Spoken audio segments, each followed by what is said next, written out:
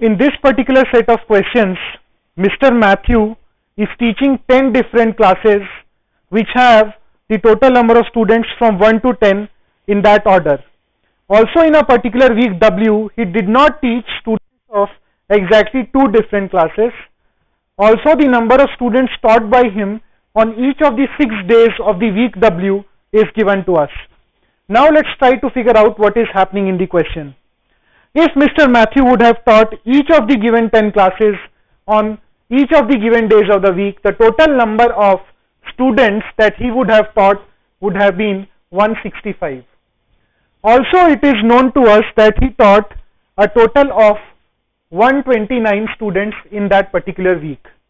The difference of 165 and 129 comes out to be equal to 36, and we can say that a total of 36 by 3 students, that is 12 students, were not taught by him in that particular week.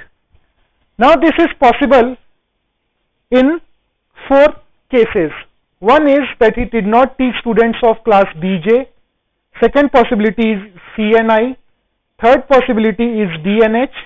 And the last possibility comes out to be ENG. Further, when we look at the first question, it says the students of which of the following classes was not taught by him in week W. If we notice that the total number of students taught by him on Tuesday is 12, this is possible if he taught A, B, C and F, or A, B, D and E.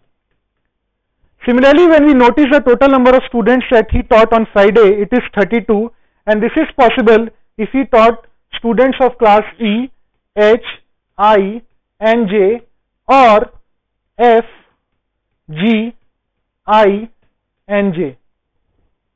From the 2 cases stated above, we can definitely conclude that he taught the classes A and B definitely. Similarly, he definitely taught classes I and J. So, we can conclude that he did not teach the classes D and H because he has to teach either class E or class G. Hence, option 4 is our correct choice.